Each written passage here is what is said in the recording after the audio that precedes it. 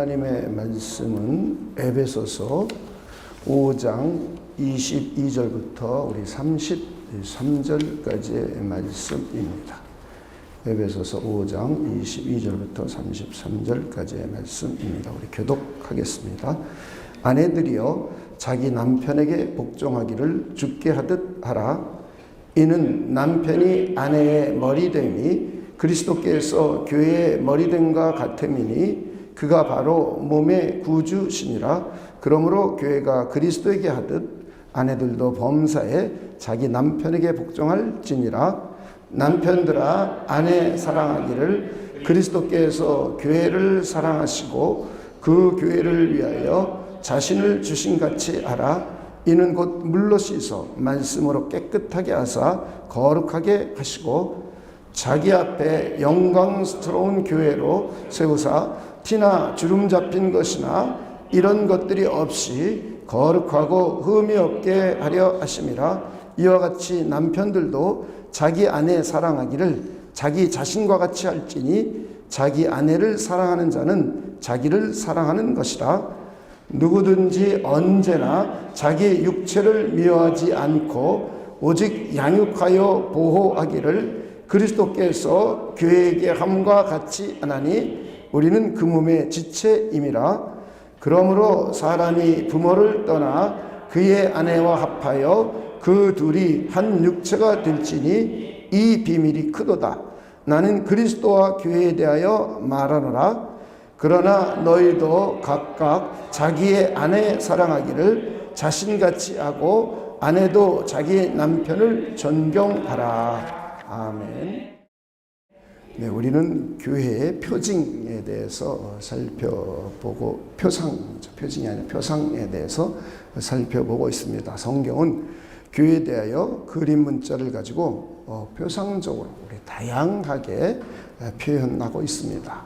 그리스도의 몸, 또 그리스도의 신부, 하나님의 성전 또는 성령이 거하시는 전, 어떤 때는 하나님의 집, 하나님의 권속, 또 위에 있는 예루살렘, 새 예루살렘, 또 진리와 기둥의 터 등 우리 다양하게 표현을 하고 있습니다.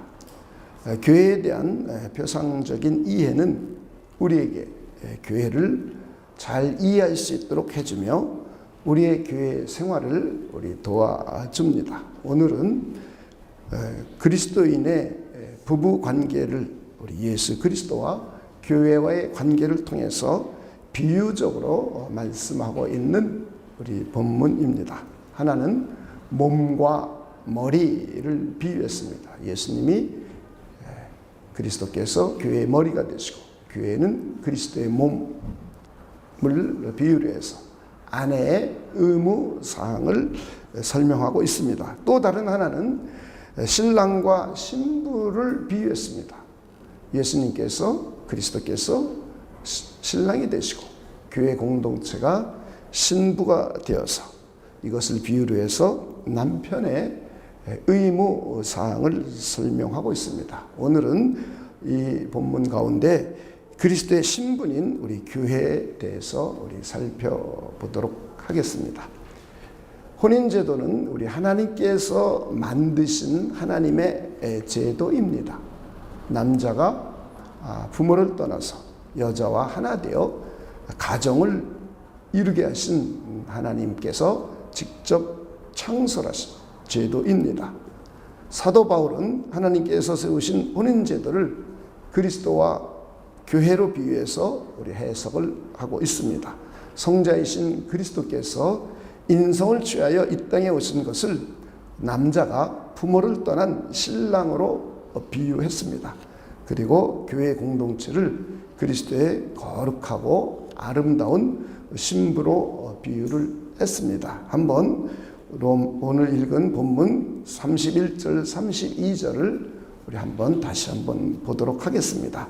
그러므로 사람이 부모를 떠나 그의 아내와 합하여 그들이 한 육체가 될지니. 그 다음 한번 읽어봅시다. 시작.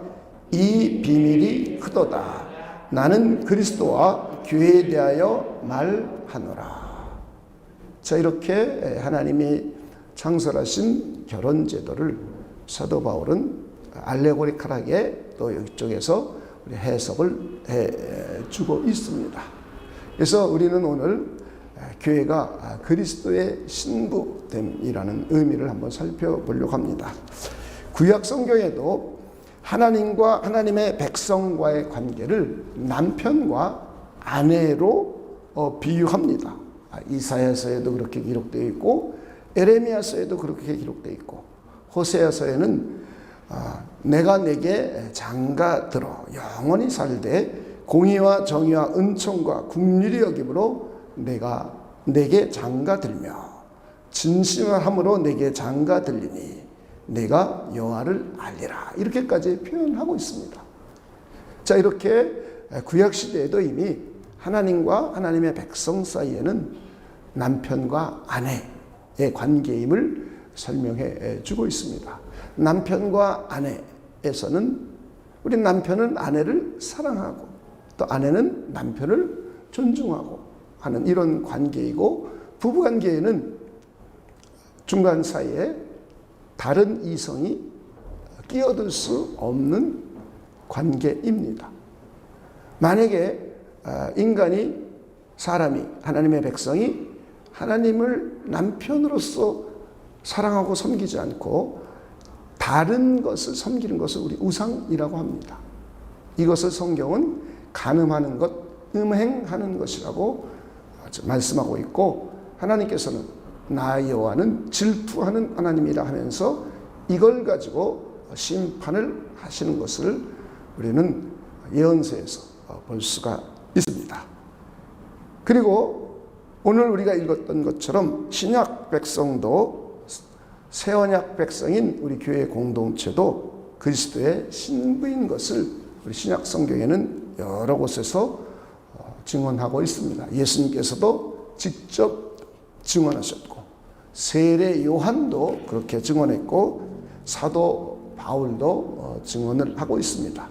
더 나아가서 요한계시록에 사도 요한을 통해서 증거하고 있습니다. 자, 우리 한번 그 중에 한 구절만 찾아보도록 하겠습니다. 우리 고린도후서 11장 2절입니다.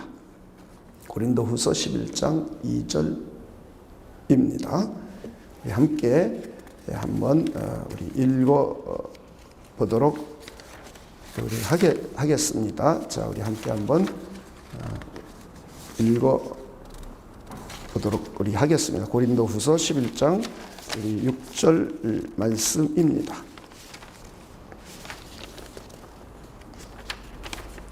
자, 한번 읽어봅시다.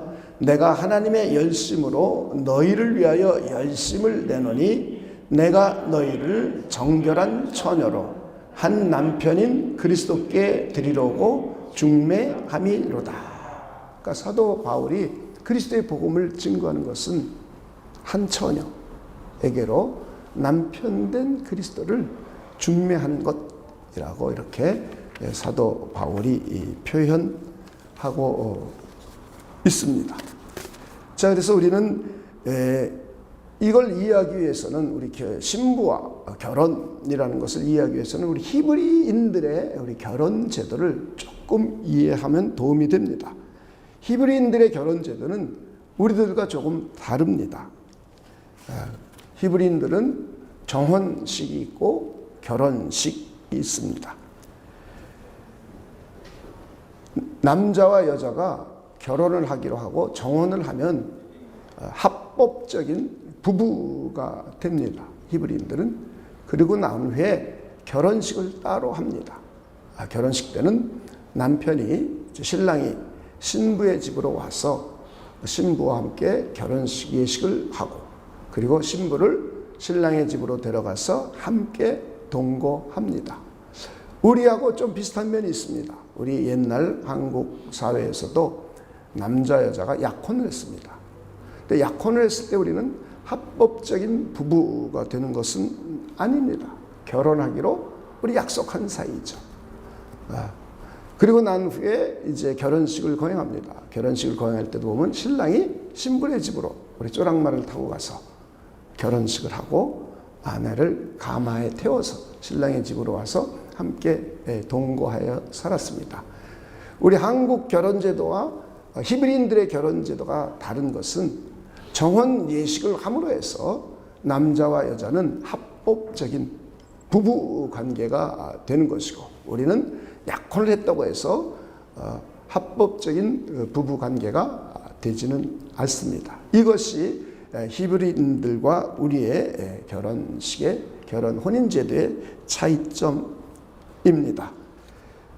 우리는 여기서 우리 주님께서 이 땅에 오셔서 신부들을 불러 모으고 우리 정혼을 한 것이라고 우리 생각해 볼 수 있습니다. 그래서 교회와 그리스도는 이미 부부 관계입니다.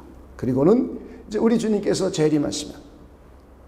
재림하신 후에 어린 양의 혼인잔치를 교회 공동체와 함께하고 이제 교회와 함께 영원히 함께 살게 되는 것으로 우리는 조금 비유해서 우리 생각을 해 볼 수가 있습니다. 교회가 그리스도의 신부라는 이런 표현을 통해서 우리는 이 의미가 우리에게 주는 것을 한번 몇 가지로 생각해 보려고 합니다. 첫째는 신랑이신 주님께서 신부인 교회를 어떻게 대하시는 것인가, 어떻게 바라보시고 대하시는가, 우리 신랑의 입장에서 신부인 교회를 어떻게 대하고 어떻게 생각하고 계신가 하는 측면을 한번 살펴보겠습니다. 또 하나는 신부인 교회 공동체가 신랑이신 주님을 어떻게 대해야 하는가, 이렇게 두 가지로 크게 나누어서 생각해 보겠습니다. 먼저 주님께서 교회 공동체를 대하시는 것은, 주님께서는 만물 가운데 교회 공동체를 가장 아끼고 사랑하십니다. 주님께서 얼마나 교회를 아끼고 사랑하는지를 우리는 오늘 본문을 통해서 살펴볼 수가 있습니다. 다시 한번 에베소서 5장 25절부터 28절까지를 한번 차곡차곡 읽어보겠습니다. 남편들아 아내 사랑하기를. 그 다음부터 한번 읽어봅시다. 시작. 그리스도께서 교회를 사랑하시고 그 교회를 위하여 자신을 주신같이 하라. 이는 곧 물로 씻어 말씀으로 깨끗하게 하사 거룩하게 하시고 자기 앞에 영광스러운 교회로 세우사 티나 주름 잡힌 것이나 이런 것들이 없이 거룩하고 흠이 없게 하려 하심이라. 이와 같이 남편들도 자기 아내 사랑하기를 자기 자신과 같이 할지니 자기 아내를 사랑하는 자는 자기를 사랑하는 것이라. 남편들이 아내를 사랑해야 됨을 의무사항을 얘기하면서 신랑 대신 그리스도께서 신부인 교회를 어떻게 사랑했는지를 표현하고 있습니다. 여기는 동사를 우리가 5개를 한번 생각해 볼 수 있습니다. 5개의 동사가 나오고 있습니다. 첫째는 교회를 사랑하시고, 사랑이라는 단어, 예수님께서는 교회를 사랑해 주셨습니다. 그리고는 두 번째는 그리스도께서 교회를 사랑하심으로 그 사랑을 어떻게 표현했느냐? 자기 자신을 주셨습니다. 자기 자신을 주셨으며, 세 번째는 교회를 깨끗하게 하셨습니다. 네 번째는 교회를 거룩하게 하셨습니다. 다섯 번째는 교회를 거룩하게 흠이 없게 하여서 그리스도 앞에 영광스럽게 세울 것입니다. 자, 이렇게 5가지 동사가 사랑해 주셨고, 그 사랑으로 자기 자신을 주셨고, 그리고 교회를 깨끗하게 해주셨고, 그리고 교회를 거룩하게 해주시고, 교회를 자기 앞에 영광스럽게 세워주십니다. 이것이 신랑이신 그리스도께서 교회를 얼마나 사랑하고 있는지를 우리에게 보여주고 있습니다. 다시 한번 자세하게 생각해 본다면, 신랑이신 그리스도께서는 신부인 교회를 사랑하시어서 자기 자신을 주셨습니다. 세상에서 신랑은 자신의 신부가 가장 아름답고 사랑스럽습니다. 그리스도께서도 교회 공동체인 우리를 세상에서 가장 아름답게 보십니다. 그리고 우리를 가장 사랑하십니다. 여러분 믿으십니까? 우리 주님께서는 하늘 영광을 버리시고 비천하게 낮아지실 만큼 우리를 사랑해 주셨어요.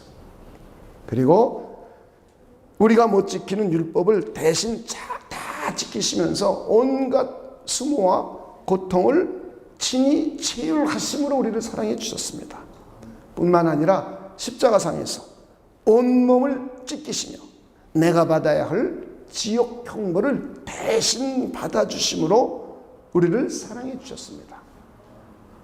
그리스도께서는 죽음을 맛볼 수 없는 하나님의 아들 성자이십니다. 그런 분이 죽음까지도 경험하셨습니다. 이것이 우리를 사랑하신 큰 사랑으로서 자기 자신을 신부인 교회 공동체를 위하여 내어주신 사랑입니다. 우리는 그리스도께서 자기 자신을 내어주신 사랑을 통하여서 우리는 구원받은 겁니다. 예수의 피로 구속, 곧 죄사함을 얻게 되었고 예수의 피로 구속함을 받은 사람들을 모아서 교회 공동체를 세워주신 겁니다. 주님의 신부 공동체로 세워주신 겁니다.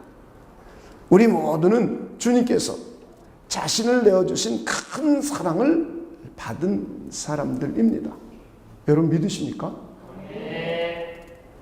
우리는 이런 것들을 쉽게 생각하고 우리 간과하고 살고 있습니다. 우리의 과거에 구속함을 받기 이전, 구원을 받기 이전 우리의 상태를 잘 생각하지 않습니다. 우리는 영적으로 죽었던 자였고 몸이 죽어가는 존재였으며 그 몸이 죽어가면서 서서히 죽어가면서 온갖 고통과 고난을 당하는 존재였습니다. 그리고 우리 몸은 언제인지 모르지만 죽습니다. 그러고 난 후에 우리 몸이 부활하여 영원한 불못이 계획되어 있었던 사람들입니다. 이것이 저와 여러분의 그리스도를 믿기 이전, 교회 공동체 구성원이 되기 이전의 상태입니다. 그런 우리를 위하여 우리 주님께서는 하늘 보좌를 버리시고 이 땅에서 우리가 못 지키는 율법을 지키면서 3년의 공생애 동안 온갖 수모와 고난을 당하시며 우리를 직접 체휼해 주시는 사랑이었습니다. 우리가 받아야 될 지옥 형벌을 대신 받아 온몸을 찢어주시는 사랑이며 죽음까지 맛본 사랑입니다. 우리는 그런 사랑을 통해서 구원받은 것이고 우리 주님께서는 신부인 우리 모두를 그렇게 사랑해 주고 계십니다. 두 번째는 우리는 구원의 복음 곧 진리의 말씀을 듣고 믿음으로 해서 하나님께 회개하고 죄를 깨끗하게 씻음 받았습니다. 우리는 더러운 죄를 깨끗하게 씻음 받은 사람들입니다. 이런 사람들의 모임을 우린 교회라고 합니다. 이런 사람들의 모임인 교회가 바로 그리스도의 신부입니다. 여러분 죄를 깨끗하게 씻음 받았음을 믿으십니까? 그리고는 세 번째는 우리 안에 계신 성령께서 우리 모두를 거룩함으로 인도해 주십니다. 주님께서 십자가에 죽고 부활 승천하신 후 하나님의 우편에 올라가셔서 성부 하나님께 성령을 받아서 교회 공동체에 보내주셨습니다. 그리고 그 성령께서는 교회 지체인 저와 여러분 개개인 안에 내주에 계십니다.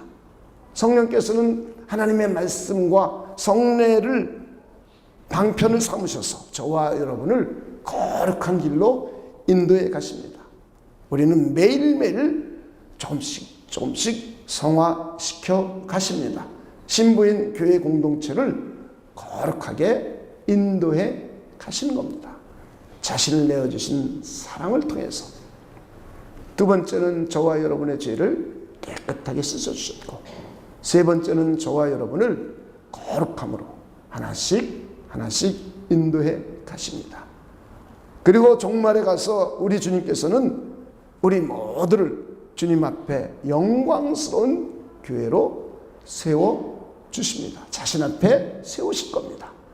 우리 모두를 거룩하고 흠이 없는 신부로 영광스러운 교회 공동체로 세워주실 겁니다. 우리는 살아성전에 우리 성화가 완성되지 않습니다.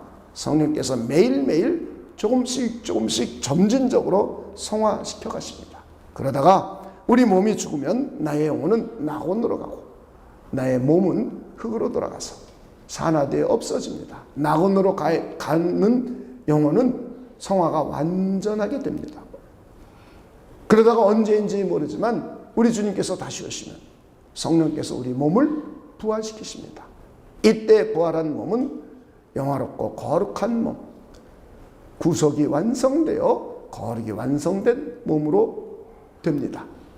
그리고 난 후 영혼과 몸이 다시 재결합을 하여 이제 완성된 거룩함, 흠과 그리고 무흠하고 흠결이 전혀 없고 거룩하고 온전한 성화가 이루어지고, 그런 가운데 우리는 주님 앞에 서서 주님의 영광스러운 신부 공동체인 교회 공동체로 우리 주님께서 친히 세워주십니다. 이렇게 우리는 교회 공동체가 영광스럽게 완성이 됩니다. 저와 여러분의 구원이 완성되며 교회 공동체가 영광스럽게 완성이 됩니다.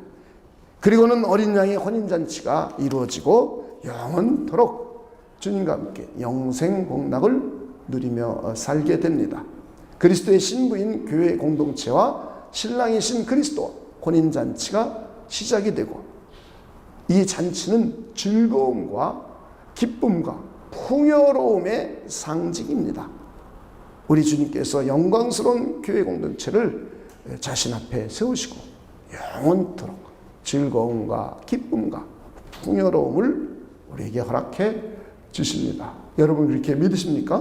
네. 주님께서 교회 멤버인 여러분을 만물 가운데 가장 아끼고 사랑하심을 믿으십니까? 네. 이 세상에 수많은 피조물들이 있습니다. 천사들도 있습니다. 또 영적 세계도 있고 물질 세계도 있고 각종 생명체들도 있습니다. 그리고 인류 역사가 진행되는 동안 수많은 사람들이 존재했습니다. 그런 가운데 우리 주님께서는 자기 자신을 찢어서 내어줄 만큼 우리를 아끼고 사랑해 주시고, 그 이 세상 그 어떠한 만물과 천사들과 그 어떤 사람들보다 교회 공동체인 저와 여러분, 주님의 신부인 저와 여러분을 가장 아끼고 사랑해 주십니다. 우리는 그 사랑을 받았고 지금도 받고 있고 미래 영원토록 받을 사람들입니다. 여러분 그렇게 믿으십니까? 네. 주님께서는 만물 중에 교회 공동체를 가장 아름답게 보십니다. 저 여자는 신부 치장을 하고 결혼식을 할 때가 가장 우리 아름답습니다. 지상의 교회는 주님의 신부이기에 주님이 보시기에 가장 아름다운 존재입니다.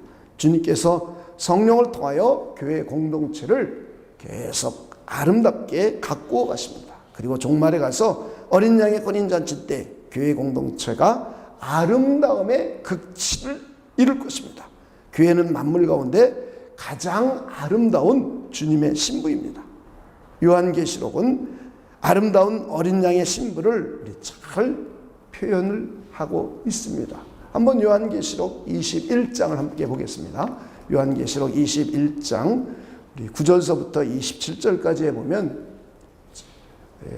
잘 표현되고 있습니다. 먼저 9절을 보면 7 대접을 가지고 마지막 7 재앙을 담은 7 천사 중 하나가 나와서 내게 말하여 이르되 이리 오라. 내가부터 한번 읽어봅시다. 시작. 내가 신부 곧 어린 양의 아내를 내게 보이리라 하고 성령으로 나를 데리고 크고 높은 산으로 올라가 하나님께로부터 하늘에서 내려오는 거룩한 성 예루살렘을 보이니. 11절 함께 읽겠습니다. 시작. 하나님의 영광이 있어 그 성이 빛이 지극히 귀한 보석 같고 벽옥과 수정같이 맑더라.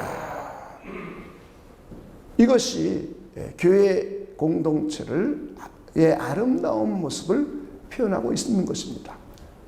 우리 새 예루살렘, 위에 있는 예루살렘, 하늘 예루살렘은 교회 공동체를 묘사하고 있고, 이제 계시록 21장은 온 우주 만물이 새롭게 되는 새하늘과 새 땅으로 새로운 재창조가 이루어지고, 그리고 새로운 피조물들이 전부 들어서고 난 후에 이제 교회 공동체가 그곳에 보입니다. 이것을 새 예루살렘이라고 표현도 했고, 어린 양의 신부라는 표현을 쓰기도 하고, 큰 성이라고 표현도 하고 있습니다. 여기서 말하는 큰 성은 이 얼마나 큰지 그 다음에 설명이 쭉 나오는데요. 그 성의 크기가, 그러니까 가로 세로 높이가 계산을 해보면 런던에서 아테네까지 길이의 성의 모습이에요. 그 밑에 12,000 스탈레온이라는 그것을 환산해 보면, 그러니까 얼마나 큰 성을 표현하고 있냐면 가로가 런던에서 아테네까지, 세로도 런던에서 아테네까지, 높이도 런던에서 아테네까지 어마어마하게 큰 성을 보여줍니다. 그러면서 이 성에 아름다운 영광이 있고 보석 같고 벽옥과 수정같이 맑음을 보여줍니다. 여기서 이 성은 바로 교회 공동체의 빛나고 찬란스러운 아름다움을 표현해주고 있는 표현입니다. 우리는 이런 것들을 여러분이 잘 이해하셔야 됩니다. 실제로 그런 성이 있는 것이 아니라 교회 공동체, 이 세상에 그 다음에 쭉 설명해 주는 것은 이 세상에 이제 죄와 허물과 사망과 이런 것이 전부 사라지게 됩니다.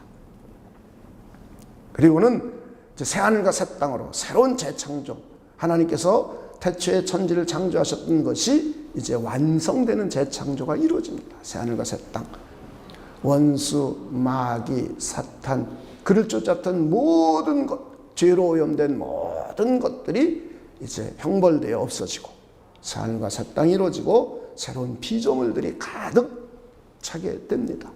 그때는 사자굴에, 뱀굴에, 독새굴에 넣어도 뭐 사망이 없는 것이죠. 죄가 없으니까 물리적인 악이 없습니다. 첫째는 도덕적인 악이 없죠. 도덕적인 악이 없으니까 물리적인 악이 없습니다. 물리적인 악이 생겨나질 않아요. 예를 들어서 태풍이 분다든가 자연 현상이 일어나도 이것은 하나님의 현상의 아름다움이 있지, 그리고 이 세계를 움직이는 하나의 섭리일 뿐이지, 그것이 사람들에게 악으로 다가와서 우리의 해가 되지 않습니다. 이것이 이제 완성된, 새롭게 재창조된 새하늘과 새 땅의 모습입니다. 거기에 하나의 거대한 성이 들어섭니다. 이것을 우리는 일상적인 성이 아니라 교회 공동체의 아름다움을 표시하고 있습니다. 그러면서 이곳의 재료들을 얼마나 휘황찬란하게 표현하고 있는지 18절부터 설명하고 있습니다. 그 성곽은 벽옥 같고 그 성은 정금인데 맑은 유리 같고 그 성의 성곽의 기초석은 각색 보석으로 꾸몄으며 첫째 기초석은 벽옥이요, 둘째는 남보석이요, 셋째는 옥수요, 넷째는 녹보석이라. 쭉 각종 보석으로 되어 있는 휘황찬란한 모습을 보이고 있습니다. 그리고 22절을 보니까 성 안에는 내가 성전을 보지 못하였으니 이는 주 하나님 곧 전능하신 이와 및 어린 양이 그 성전이심이라. 그 성은 해나 달의 비침이 쓸데없으니 이는 하나님의 영광이 비치고 어린 양이 그 등불이 되심이라. 만국이 그 빛 가운데로 다니고 땅의 왕들이 자기 영광을 가지고 그리로 들어가리라. 낮에 성문들을 도무지 닫지 아니하리니 거기에는 밤이 없습니다. 사람들이 만국의 영광과 존귀를 가지고 그리로 들어가겠고, 그 다음에 무엇이든지 속된 것이나 가증한 일 또는 거짓말하는 자는 결코 그리로 들어가지 못하되 오직 어린 양의 생명책에 기록된 자들만 들어가리라. 할렐루야. 주님께서는 교회를 세상에서 가장 아름다운 공동체로 보십니다. 하나님이 이 세상에 만든 천사들도 있고 우주 만물 또 자연세계에 얼마나 우주 공간에 아름다움이 있습니까? 그리고 이 세상에 꽃도 아름답고 많은 아름다움이 있습니다. 그런데 우리 주님께서는 그 모든 아름다움보다 당신의 신부인 교회 공동체를 가장 아름다운 자신의 신부로 보십니다. 그리고 우리를 그렇게 대해주세요. 자기 자신을 내어주시는 사랑으로 우리를 대해주셨고 우리 안에 성령으로 인쳐주셔서 우리를 거룩한 길로 이끌어가시며 미래의 영광스러운 자신의 신부 교회로 자신 앞에 세워주실 겁니다. 그런 사랑으로 우리를 끊임없이 사랑해 주십니다. 여러분 교회 멤버 맞으십니까? 하나님께서는 우리 주님께서는 여러분을 만물 가운데 가장 아름다운 존재로 보심을 믿으십니까? 우리 주님께서는 이 세상 모든 만물 가운데 저와 여러분을 가장 사랑하고 계심을 믿으십니까? 신랑과 신부라는 표상적인 표현을 통해서 그리스도가 주님의 신부라는 표상적인 표현을 통해서 우리 주님께서 교회 공동체를 얼마나 아끼고 사랑하는지를 우리는 배울 수가 있습니다. 이제 우리는 그리스도의 신부로서 교회가 추구해 가야 할 것들을 우리 생각해 보겠습니다. 첫째는 교회 공동체는 주님만을 사랑함으로 섬겨야 됩니다. 신부는 신랑만을 바라보고 사랑해야 합니다. 만일 내 아내가 다른 남자를 사랑하면서 나와 동거하고 있다면 나는 참 슬프고 배신감을 느낄 겁니다. 내 아내가 다른 남자와 관계를 맺으며 사랑하면서 산다면 우리는 슬프고 또 불행할 겁니다. 성경은 이것을 인간들끼리도 간음하는 것을 성경은 이것을 영적인 간음이라고 규정을 하고 있습니다. 신랑 되신 예수님보다 다른 것을 사랑하는 것, 다른 것을 더 사랑하는 것, 돈을 사랑한다든지 세상을 사랑한다든지 명예를 사랑한다든지 혹은 우상을 사랑한다든지 혹은 세속주의를 사랑한다든지 혹은 종교다원주의를 따르는 것을 성경은 영적인 간음이라고 표현을 합니다. 우리는 이것들을 우리가 잘 이해해야 됩니다. 구약의 북왕국 이스라엘이 이방신을 섬기고 종교 혼합주의를 따르고 영적으로 타락하게 되었습니다. 영적으로 간음을 하게 되었습니다. 그러자 하나님께서는 북왕국 이스라엘을 자기가 사랑했던 나라를 통해서 멸망시킵니다. 북왕국 이스라엘이 하나님을 따르지 않고 그랬던 것을 그 민족을 시켜서 아수르에 의해서 멸망을 시킵니다. 후에 남왕국 유다도 북왕국을 보면서 정신을 차리고 하나님을 경외하고 섬기고 하나님만을 섬겨야 되는데 그도 그렇지 않고 우상을 섬기게 됩니다. 이방신을 섬기고 영적으로 타락하게 됩니다. 그래서 하나님은 그들을 간음한 자라고 하시면서 바벨론에 의해 포로로 잡혀가게 하십니다.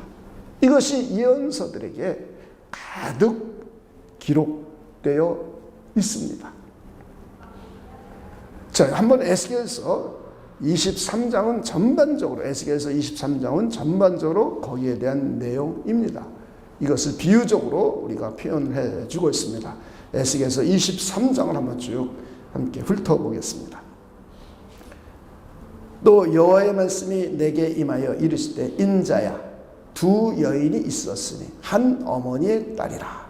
그들이 애굽에서 행음하되 어렸을 때 행음하여 그들의 유방이 눌리며 그 처녀의 가슴이 어루만져졌나니 그 이름이 형은 오홀라요 아우는 오홀리바라.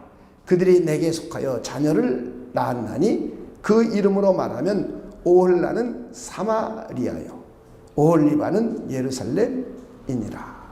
자, 이렇게 이제 우리 하나님께서 에스겔 선지자를 통해서 계시해 주시는 내용인데 비유적으로 설명을 해주고 있습니다. 두 여인이 있었는데 한 여인은 오홀라라는 여인이고 한 여인은 오홀리바라는 여인입니다. 오홀라는 사마리아를 상징하고 있고 오홀리바는 예루살렘을 상징하고 있습니다. 우리 성경의 표현을 보면 사마리아, 그럼 북왕국을 말하는 거예요. 그렇죠? 이렇게 이제 그런 상징적인 표현을 쓰고 있습니다. 왜냐하면 북왕국의 수도가 사마리아였기 때문입니다. 그 다음에 예루살렘, 그러면 남유다 왕국을 말하는 겁니다. 왜냐하면 남왕국의 수도는 예루살렘이었기 때문에 거기에 오홀라라는 여자를 비유로 들고 그리고 오홀리바라는 여자를 비유로 듭니다. 그래서 이제 오홀라의 행음에 관한 이야기들이 5절서부터 쭉 나오는 겁니다. 그들이 행음하고 모든 우상으로 자신을 더럽히고 동침하고 음란하고 행음했으므로 하나님께서는 그들을 아수르의 사람의 손에 넘겼다고 말합니다. 그래서 그들로 하여금 아수르에게 멸망하게 되었다고 우리 설명하고 있습니다. 북왕국 이스라엘이 멸망한 것이 다른 이유가 아니라 자신의 남편이신 여호와 하나님만을 사랑하고 섬겨야 되는데 북왕국 이스라엘은 이방신들을 섬기고 그리고 종교 혼합주의를 따르고 세속주의를 따르고 이런 일을 저질렀습니다. 그런데 영적으로 타락하고 하나님이 없다 하기 시작하면 두 번째는 도덕적인 타락이 일어납니다.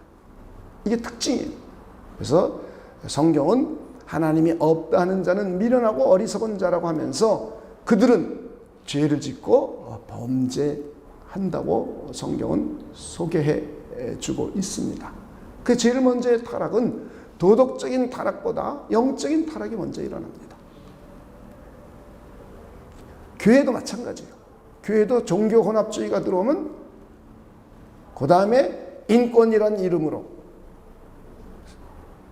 편리주의, 세속주의란 이름으로 이제 그 다음부터는 교회 내에서도 윤리적인 타락, 영적인 타락이 윤리적인 타락을 합니다. 성적인 타락 금세 옵니다. 교회는. 그리고 도덕성이 무너집니다. 자기만 옳다고 생각합니다. 그러면서 도덕적으로 타락합니다. 그러면서 자기는 도덕적으로 타락하는 줄도 모르고 살아요. 현실이 현대교회도 그렇습니다. 구약시대에도 북왕국 이스라엘이 처음부터 도덕적으로 타락한 것이 아니에요. 그들은 베델과 단에 금송아지를 만들어 놓고 이것이 하나님이다 했단 말이죠. 우상숭배잖아요. 그리고는 그들은 제사장들이 없으니까 이방 사람들을 제사장으로 세우기도 합니다. 그리고 이방의 제사법을 막 들여옵니다. 그러니까 종교 혼합주의가 곧 들어오죠. 그러면서 주변의 이방신들을 그들이 따르고 그러면서 사마리아의 종교 혼합주의가 만연하기 시작합니다. 세속주의를 따릅니다. 편리주의를 따릅니다. 하나님을 섬기는 데 있어서. 이것이 간음이라는 거예요. 영적인 간음. 그러자 이제 도덕적인 타락이 들어오기 시작해서 하나님께서는 너희들이 사랑했던 아수르에게 재판권과 심판권을 내줘서 너희들을 멸망시키는 것이다 라고 에스겔 선지자를 통해서 계시해 주고 있습니다. 그리고는 그 다음엔 계속 이제 11절부터는 오홀리바 얘기입니다. 예루살렘 남왕국 얘기하면서 그 뒤로 쭉 계속해서 이제 그들도 남유다도 하나님 대신 우상을 섬기고 하나님을 멀리하고 마음에 하나님 두기를 싫어하고 하나님 대신 돈을 더 사랑하고 하나님 대신 세속을 더 사랑하고 하나님 대신 명예와 권력을 더 사랑함으로 해서 그들이 영적인 행운, 간음을 하게 되고 남편이신 하나님보다 다른 것들을 더 좋아함으로 해서 도덕적인 타락까지도 일어나게 됩니다. 그래서 하나님께서는 그들을 질투해서 내가 너희들을 바벨론에게 내어주고 바벨론을 통하여 심판하게 된다고 말씀을 해주고 있습니다. 한번 25절만 한번 읽어보겠습니다. 25절입니다. 24절을 제가 먼저 읽겠습니다. 그들이 무기와 병거와 수레와 크고 작은 방패를 이끌고 투구 쓴 군대를 거느리고 치러와서 너희를 애워싸리라. 내가 재판을 그들에게 맡긴즉 그들이 그들의 법대로 너를 재판하리라. 25절입니다. 앞에만 읽겠습니다. 시작. 내가 너를 향하여 질투하리니 그들이 분내어 내 코와 귀를 깎아버리고 남은 자를 칼로 엎드려 때리며 내 자녀를 빼앗고 그 남은 자를 불에 사르며 내 옷을 벗기며 내 장식품을 빼앗으리라. 그리고 30절 한번 읽겠습니다. 30절 함께 읽겠습니다. 시작. 내가 이같이 당할 것은 내가 음란하게 이방을 따르고 그 우상들로 더럽혔기 때문이로다.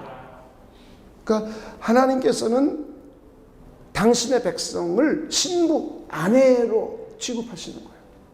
그래서 구약에서도 옛 언약 백성을 당신의 아내로 취급하셨고 당신이 남편 역할을 하셨어요. 그러니까 부부관계는 사랑의 관계죠. 서로 아껴주는 관계죠. 하나님은 이스라엘 백성을만을 제일 사랑해 주신 거예요. 수많은 민족이 있지만 가장 작은 민족이었던 그들을 특별히 사랑해 주셔서 그들을 선택해 주셨고 그들을 아내 삼으셨어요. 그래서 이스라엘 민족은 하나님만을 섬기고 하나님만을 제일 사랑해야 되는데 하나님보다 다른 걸 더 사랑했단 말이에요. 이게 우상숭배가 된 거예요. 그래서 그것이 두 번째 윤리도덕적인 타락함으로까지 오게 됩니다. 그리고 하나님께서 이들을 질투해서 남편으로서 아내가 바람피는 것을 질투해서 그들을 바람났던 자들의 손에 의해서 심판받게 하고 재판을 받게 해서 멸망시키겠다는 내용입니다. 즉 우리가 조심해야 될 것이죠. 우리 그리스도인들도. 우리 주님께서는 만물 가운데 신부인 저와 여러분을 가장 사랑하십니다. 하늘 영광을 버리시기까지 하신 사랑입니다. 자신의 몸을 다 찢어내어 주신 사랑입니다. 그렇기 때문에 우리 모두는 다른 데 눈을 돌리면 안 돼요. 세속에 눈을 돌리고 세상에 눈을 돌리고 우상에게 눈을 돌리고 하나님이 없다는 데 눈을 돌리고 하나님보다 더 높아진 생각에 눈을 돌리고 피조물을 더 좋아하는 것에 눈을 돌리면 안 됩니다. 우리 주님께서는 우리를 신부 삼으셨고 우리를 가장 사랑하고 계시기 때문이에요. 그래서 우리는 그리스도를 바라보고 그리스도만을 제일 우선으로 사랑하며 섬기는 우리 모두가 되기를 간절히 소망해 봅니다. 돈을 사랑하는 것이 성경은 그래서 일만하게 뿌리라고 했습니다. 우상을 섬기고 세속주의를 따르고 종교 혼합주의, 종교 다원주의 쫓음이 영적인 간음이 되고 그것이 멸망이 됩니다. 그렇기 때문에 우리 모두는 신랑 되신 그리스도를 제일 앞에 두고 그분을 제일 사랑하는 우리 모두가 됩시다. 할렐루야. 이렇게 우리는 교회가 주님의 신부라는 표상적인 표현을 통해서 그리스도께서 우리를 얼마나 아끼고 사랑하고 아름답게 보시고 우리가 신랑 되신 그리스도를 사랑해야 됨을 잘 세워볼 수가 있습니다. 두 번째는 신부인 저와 여러분은 교회 공동체는 정결함과 거룩함을 추구해 가야 됩니다. 우리 정결은 아까 말했던 대로 간음하지 않는 것이죠. 순결. 자, 이제는 거룩함, 깨끗함을 추구해 가야 됩니다. 우리는 이미 깨끗해졌습니다. 자, 원죄가 사함받고 우리는 예수의 피로 죄에 대한 책임을 다 사함받고 우리는 정결케 되었습니다. 그렇지만 우리는 살아가면서 끊임없이 자범죄를 범하고 있습니다. 이런 것들도 우리는 거룩함으로, 깨끗함으로, 정결함으로 깨끗해져야 됩니다. 교회가 주님의 거룩한 신부라는 표현을 통해서 우리는 도덕적으로도 거룩함을 추구해 갑니다. 정결하고 순결한 신부가 되어야 됩니다. 호세아의 아내, 구약성경의 호세아의 아내 고멜과 같이 음탕하고 장녀 같은 아내가 되어서는 안 됩니다. 하나님이 없다 하거나 하나님 대신 이방신을 따르거나 윤리 도덕적으로 타락하면 안 됩니다. 북왕국 이스라엘이 그랬고 남유다 왕국이 그랬던 것처럼 우리도 그럴 수 있는 가능성이 얼마든지 있습니다. 그래서 우리는 조심해야 합니다. 우리 모두 우리 교회 공동체가 그리스도의 거룩한 신부임을 잊어서는 안 됩니다. 내가 거룩하게 살아야 할 이유입니다. 하나님의 뜻을 따라서 윤리 도덕적으로 우리 모두는 우리 거룩한 삶을 살아야 합니다. 성령께서 말씀과 기도, 성례전을 통해서 우리를 거룩함으로 인도해 가십니다. 그래서 우리는 말씀과 기도를 통하여 성령과 믿음으로 충만함을 받아서 하나님의 뜻을 추구해 가고 하나님의 거룩함을 추구해 가야 합니다. 우리 모두 말씀과 기도로 충만해지고 하나님의 성령으로 충만해지고 믿음으로 충만해져서 하나님의 거룩한 도덕성을 추구해 갑시다. 이것이 우리가 그리스도의 신부라는 의미 속에서 저와 여러분이 생각해보고 또 취해야 할 신앙입니다. 첫째는 그리스도만을 제일 사랑. 그 그리스도보다 앞에 있는 것이 있으면 안 돼요. 이것이 남편일 수도 있고요, 아내일 수도 있고요, 자녀일 수도 있고요, 돈일 수도 있고요, 다른 것일 수도 있어요. 그래서 우리는 그리스도를 제일 우선적으로 사랑할 수 있는 저와 여러분이 되시길 주님의 이름으로 축원을 드립니다. 그리고 나서 우리는 두 번째는 그리스도를 닮아서 거룩함을 추구해 가야 됩니다. 그래서 우리는 정결한 신부요, 거룩한 신부, 그런 공동체가 되기를 함께 소망해 봅니다. 우리 주님께서 자신을 내어주셔서 우리를 사랑해 주셨습니다. 우리 주님께서 우리를 가장 아름다운 신부로 바라봐 주십니다. 여러분은 주님의 신부로서 각자 거룩함을 추구해 가시겠습니까? 교회 공동체의 구성원인 여러분, 그 무엇보다도 그리스도 예수를 가장 많이 사랑하시겠습니까? 그렇다면 우리는 그리스도에 대한 사랑의 표시로 무엇을 할 것인지 조용히 눈을 감고 한 가지만 우리 생각해 봅시다. 우리 각자, 우리 주님께서 우리를 사랑하신 사랑으로, 자기 자신을 내어주신 사랑으로 우리를 신부 삼아주셨고 우리를 가장 아름다운 신부, 이 세상에 그 무엇보다 천사보다 우리를 더 사랑하고 그 어떤 누구보다 이 세상에 미스 코리아라고 또 미스 월드라고 하는 사람보다 우리 공동체, 우리 개개인을 더 아름답게 봐주십니다. 이 세상에 돈을 많이 가진 그 어떤 사람보다 주님의 신부인 저와 여러분을 더 사랑해 주십니다. 그러면서 우리에게 요청하십니다. 너희들도 내 신부로 순결하라. 나만을 사랑하라. 두 번째는 너희들도 거룩해라. 정결해라. 나를 닮아 거룩함을 추구하라. 우리에게 요청하십니다. 그러면서 우리 각자 앞으로 그리스도에 대한 사랑의 표시로 내가 무엇을 실행할 것인지 한 가지만 한번 생각해 보는 겁니다. 하나님, 감사합니다. 우리 모두를 주님의 몸인 공동체, 하나님이 거하시는 성전 공동체, 우리를 가장 사랑하시고 아름답게 봐주시는 신부 공동체로 삼아주신 것,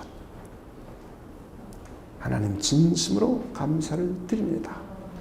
더 나아가서 하늘에 속한 공동체로 삼아주신 것, 다시 한번 진심으로 감사를 드립니다.